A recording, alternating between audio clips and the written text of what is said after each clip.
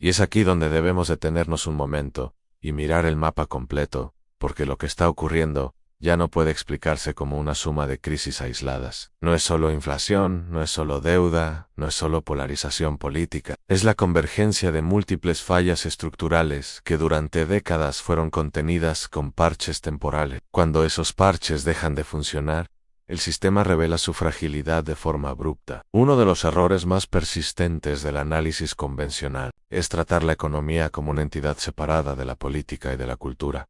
Pero la economía no existe en el vacío. Es una relación social, es una forma organizada de decidir quién trabaja, quién gana, quién pierde y quién asume los costos cuando las cosas salen mal. Y durante mucho tiempo en Estados Unidos, esos costos fueron desplazados hacia afuera, hacia otros países, hacia generaciones futuras o hacia sectores invisibilizados de la propia población. Ese mecanismo funcionó mientras existió una posición hegemónica indiscutida, mientras el dólar fue la moneda incuestionable del comercio global, mientras el sistema financiero estadounidense fue el único centro real de poder. Pero cuando surgen alternativas, incluso parciales, el margen de maniobra se reduce. Ya no se puede imprimir sin consecuencias, ya no se puede sancionar sin efectos de retorno, ya no se puede imponer sin resistencia. Lo que estamos viendo ahora es una transición incómoda hacia un mundo donde el poder está más distribuido, pero las instituciones aún no se han adaptado a esa realidad. Y en esas transiciones históricas, el conflicto no es la excepción, es la norma. No porque alguien lo desee, sino porque los viejos mecanismos dejan de funcionar antes de que los nuevos estén plenamente establecidos. En este contexto, el papel del Estado se vuelve central, y aquí aparece otra contradicción profunda del modelo estadounidense. Durante décadas se promovió la idea de que el Estado era el problema, que el mercado resolvería todo, que la regulación era un obstáculo y que la privatización era eficiencia. Pero cuando el sistema entra en crisis, ¿a quién se recurre? Al Estado para rescatar bancos, para sostener empresas, para garantizar liquidez, para contener el colapso. Esta dependencia selectiva del Estado revela una verdad incómoda. El problema nunca fue el Estado en sí, sino quién lo controla y a quién sirve. El mismo aparato estatal que se considera ineficiente para garantizar salud o educación, es extraordinariamente eficaz para transferir recursos públicos hacia el sector financiero cuando éste lo necesita. Esta dinámica erosiona la legitimidad del sistema de forma profunda, porque la población observa, compara y entiende. Puede que no maneje todos los términos técnicos, pero reconoce la injusticia cuando la vive. Reconoce que hay dinero para rescates, pero no para salarios dignos, que hay recursos para guerras, pero no para infraestructura básica, que hay indulgencia para los poderosos, pero castigo para los vulnerables. Ese reconocimiento es peligroso para cualquier sistema, porque rompe el consenso implícito que sostiene la estabilidad. A partir de ese momento, cada crisis deja de ser interpretada como un accidente y pasa a verse como una consecuencia lógica. Cada discurso oficial suena vacío. Cada promesa se percibe como una maniobra. Y aquí es donde la política se vuelve cada vez más teatral, más polarizada.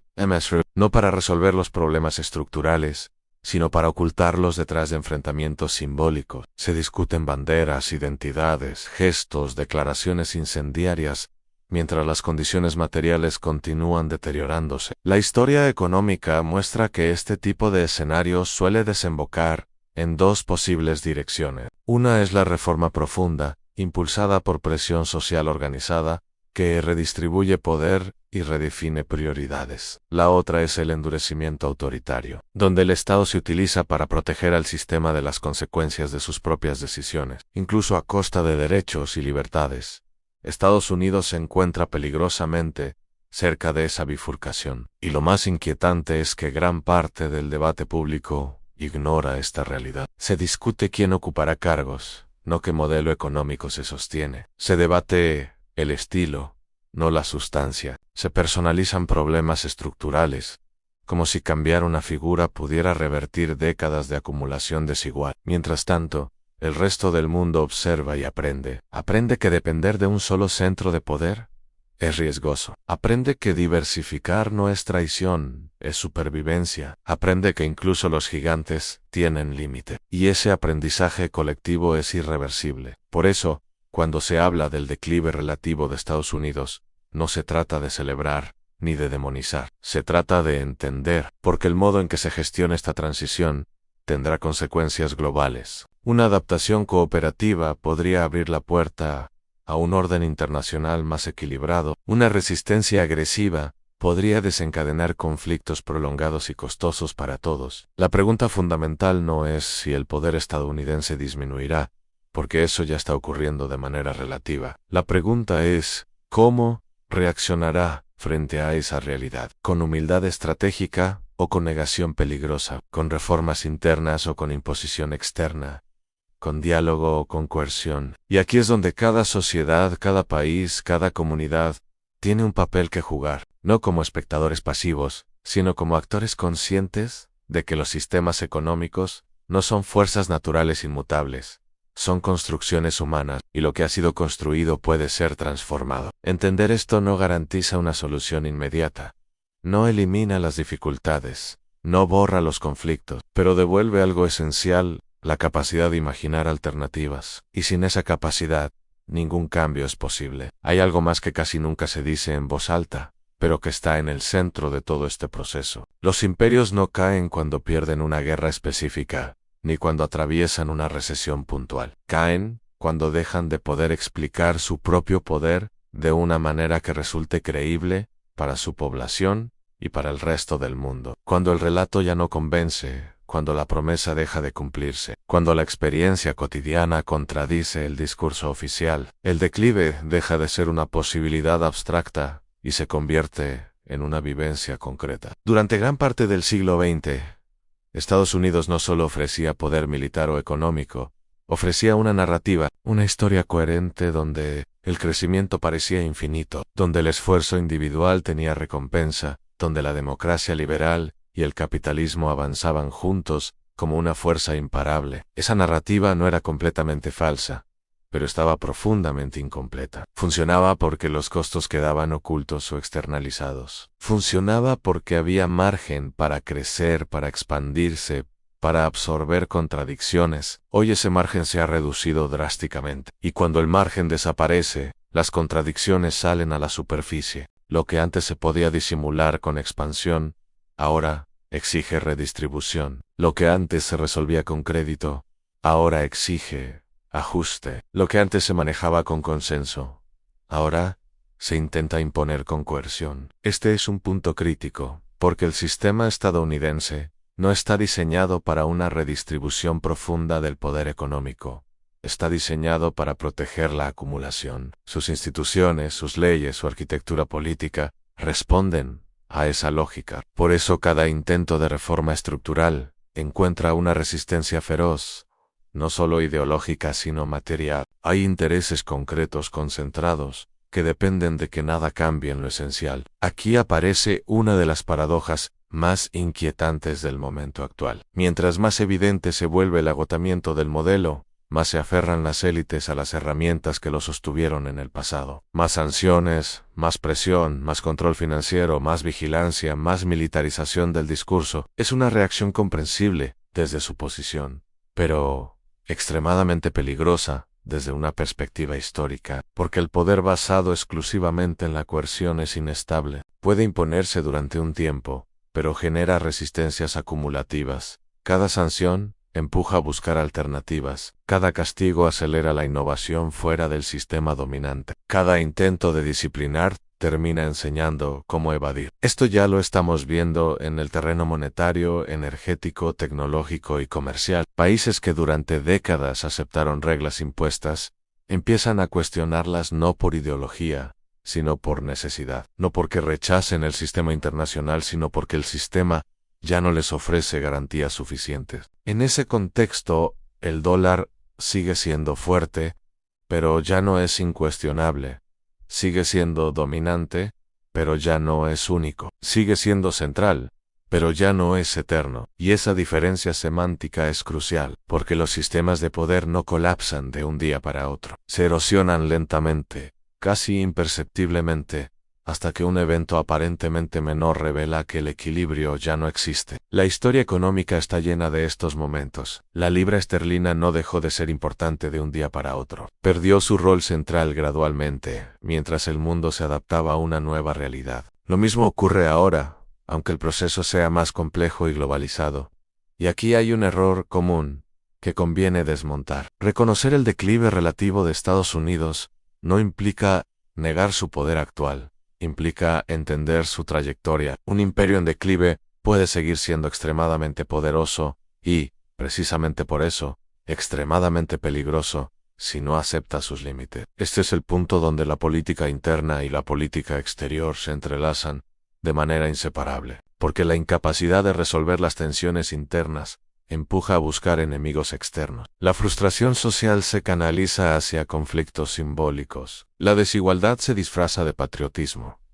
El malestar se convierte en narrativa de confrontación. No es casual que, en este tipo de escenarios, proliferen discursos simplificadores, historias de culpables claros, soluciones rápidas, promesas de restauración de una grandeza pasada. Son narrativas emocionalmente poderosas, pero económicamente vacías. Funcionan como anestesia temporal, no como tratamiento real. Mientras tanto, los problemas estructurales siguen avanzando. La deuda se acumula, la infraestructura envejece, la productividad se estanca, la desigualdad se profundiza, la movilidad social se reduce. Y cada generación que entra al sistema encuentra menos oportunidades que la anterior. Algo que rompe uno de los pilares fundamentales del mito estadounidense. Este deterioro no es solo material, es psicológico. Afecta la manera en que una sociedad se percibe a sí misma. Cuando la expectativa de progreso desaparece, el contrato social se debilita. Y sin contrato social, la estabilidad se vuelve frágil. Por eso, lo que estamos presenciando no es una simple transición económica. Es una crisis de sentido, una crisis de legitimidad, una crisis de relato, y esas crisis son las más difíciles de gestionar, porque no se resuelven con cifras ni con decretos. Se resuelven con transformaciones profundas, con decisiones políticas valientes, con redistribución real, con nuevas formas de cooperación, o no se resuelven en absoluto y derivan en décadas de conflicto, polarización y decadencia prolongada. El mundo está entrando en una etapa donde la multipolaridad ya no es una hipótesis. Es una realidad en construcción, y como toda realidad nueva, genera incertidumbre. Pero también abre espacios para que países medianos redefinan su rol, para que regiones históricamente subordinadas ganen margen de maniobra, para que se cuestionen reglas que parecían inamovibles. Nada de esto garantiza justicia automática. Nada de esto asegura resultados positivos por sí mismos. Pero sí rompe una ilusión peligrosa en la idea de que el orden actual es natural, eterno y inevitable. Y cuando esa ilusión se rompe, lo que sigue depende de decisiones humanas, de organización y conciencia, de memoria histórica, porque los pueblos que no entienden cómo funciona el poder tienden a sufrirlo. Los que lo entienden, aunque no siempre ganen, al menos tienen la posibilidad de resistirlo. Algo está saliendo mal en la economía de Estados Unidos, y no es un detalle menor. No es un ciclo normal, no es una simple corrección del mercado, es un error estructural que se está acumulando en silencio, año tras año, decisión tras decisión, hasta convertirse en una fuerza que va a perseguir a este país durante décadas. No lo dicen en los discursos oficiales, no aparecen los titulares optimistas de Wall Street, pero se siente en la vida cotidiana de millones de personas que trabajan más, ganan menos, y viven con una ansiedad que antes no existía. El problema no es que la economía no crezca. El problema es para quién crece, cómo crece y a qué costo social lo hace. Durante los últimos 35 años, Estados Unidos ha seguido una trayectoria clara, constante y profundamente preocupante. Una desigualdad cada vez mayor. No importa quién haya estado en la Casa Blanca, no importa si el Congreso fue republicano o demócrata, no importa cuántas veces se prometió un cambio de rumbo. La dirección nunca se alteró. La riqueza se concentró en la cima y la inseguridad se expandió hacia abajo. Hoy, Estados Unidos ya no es la economía desarrollada menos desigual. como lo fue después de la Segunda Guerra Mundial. Es una de las más desiguales del planeta, superando incluso a muchos países europeos que durante décadas fueron presentados como ejemplos de sistemas rígidos o ineficientes.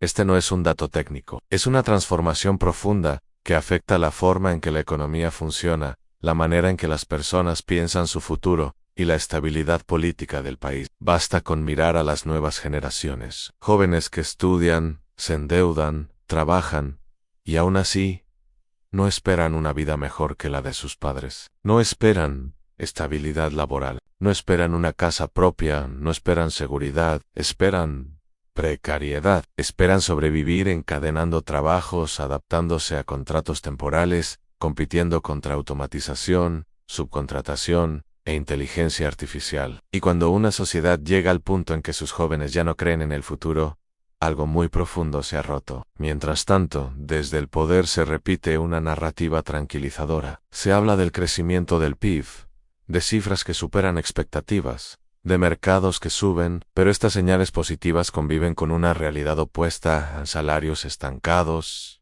empleos inseguros, servicios públicos deteriorados y una sensación generalizada de que el sistema ya no trabaja para la mayoría. Esa contradicción no es accidental, es el resultado de un modelo que prioriza la rentabilidad corporativa por encima de la estabilidad social. Y aquí es donde aparece uno de los errores más peligrosos de nuestra época: la fusión creciente entre el poder corporativo y el poder político. Cuando el Estado utiliza dinero público para rescatar empresas privadas, no con el objetivo de mejorar la vida de la población, sino para sostener precios bursátiles, dividendos y paquetes ejecutivos, estamos ante algo más que política económica. Estamos ante una reorganización del poder. No se trata de ayudar a la economía en general. Se trata de proteger a una élite específica, incluso si eso profundiza la desigualdad. Se nos dice que estas ayudas crearán empleo, que el dinero eventualmente se filtrará hacia abajo. Pero la evidencia histórica muestra exactamente lo contrario. Cuando se entregan miles de millones a las grandes corporaciones, lo primero que ocurre es la recompensa a los accionistas y ejecutivos. Lo último, si ocurre, es la mejora de las condiciones laborales. Si el objetivo real fuera fortalecer la economía desde abajo, el camino sería radicalmente distinto: invertir directamente en empleo, en salarios dignos, en servicios públicos, en infraestructura social. Ese dinero volvería inmediatamente al sistema en forma de consumo, dinamizando la producción real. Pero eso no es lo que se hace, porque no es eso lo que beneficia a quienes toman las decisiones. Este modelo, además, se vuelve cada vez más inestable. El capitalismo estadounidense ha demostrado, una y otra vez, que funciona en ciclos de auge y caída. No es una anomalía, está incorporado en su estructura. Cada pocos años, una crisis, nombres distintos, causas aparentes distintas, pero el mismo resultado en pérdidas socializadas,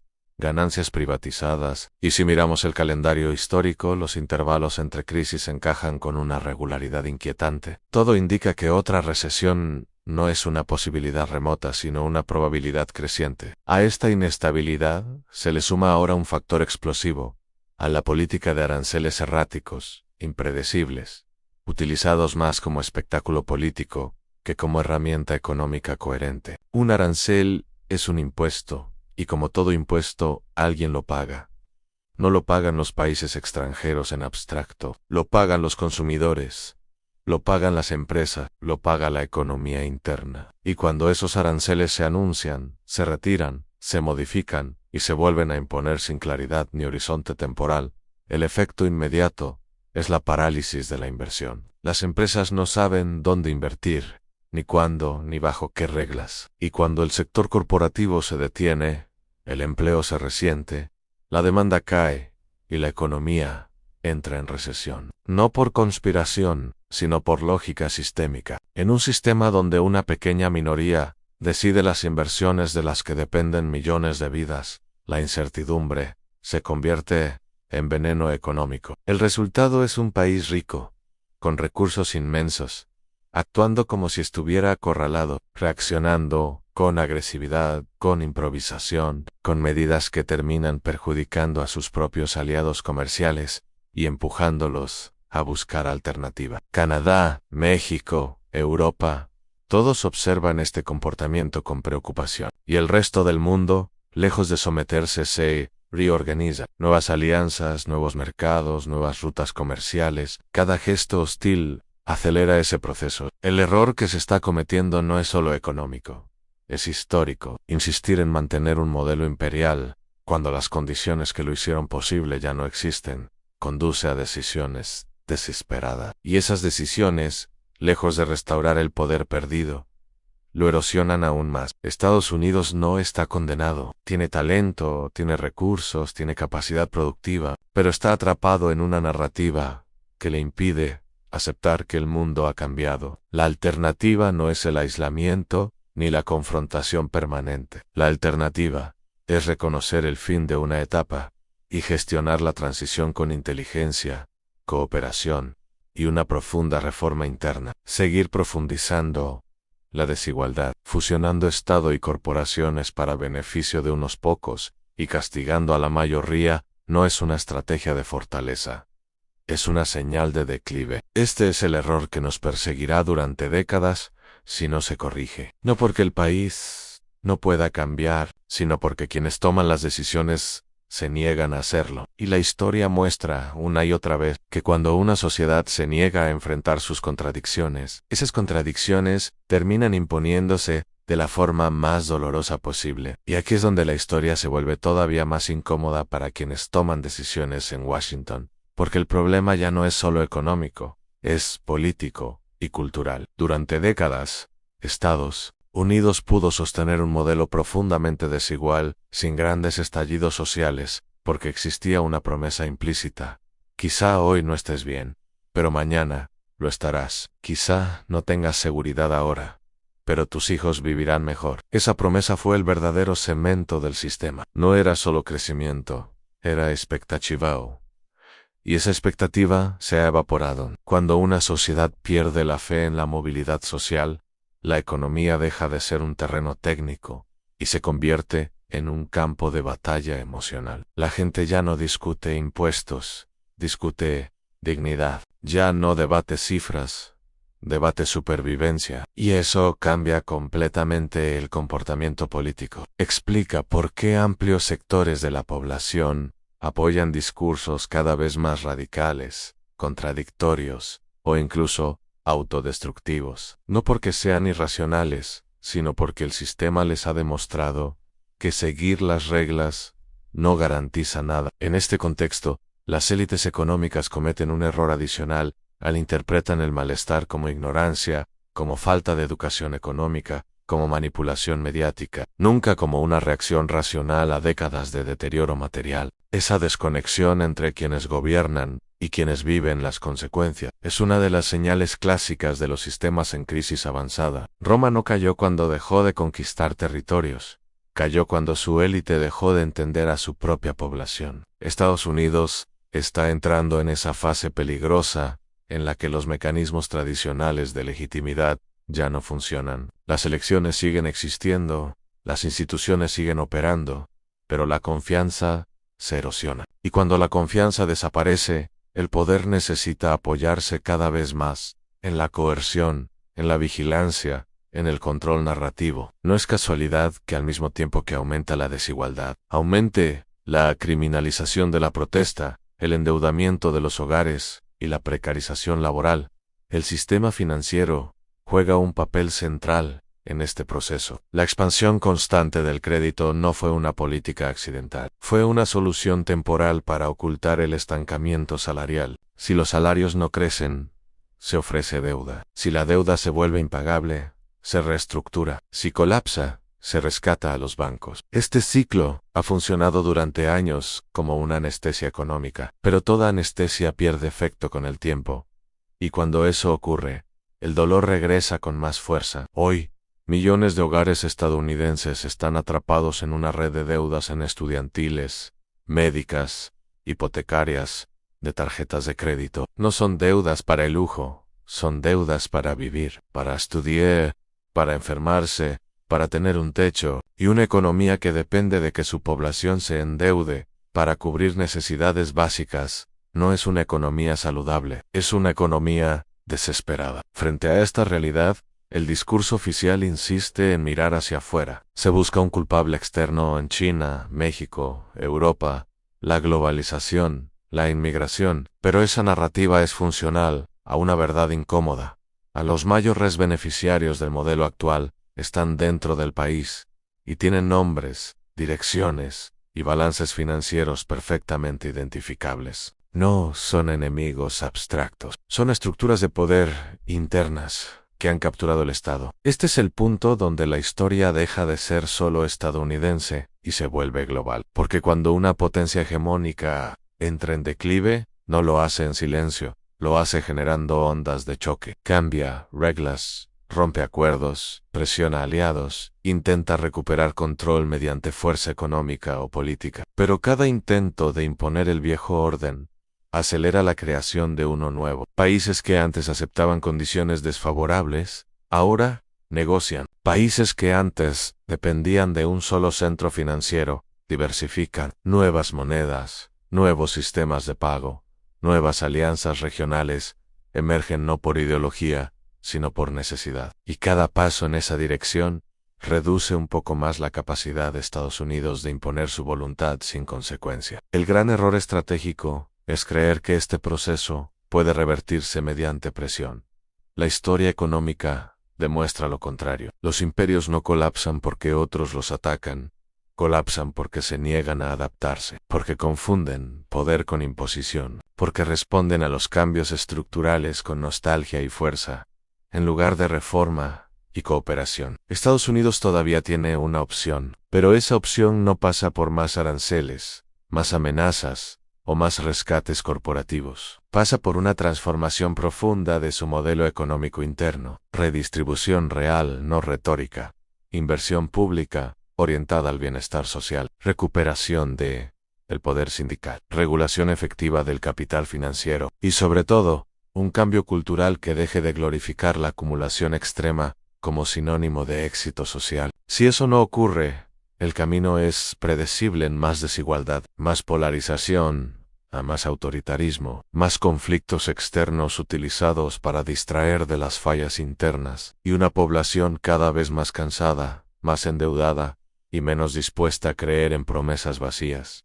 Esta no es una profecía, es una advertencia basada en patrones históricos repetidos una y otra vez. La pregunta no es si el sistema puede cambiar, la pregunta es si quienes se benefician de él están dispuestos a permitirlo antes de que el costo sea irreversible. Y ese es el verdadero dilema de nuestro tiempo. No si Estados Unidos seguirá siendo poderoso, sino qué tipo de poder está dispuesto a ejercer y a qué precio social. Porque al final, ninguna economía sobrevive indefinidamente cuando la mayoría siente que ya no tiene nada que perder.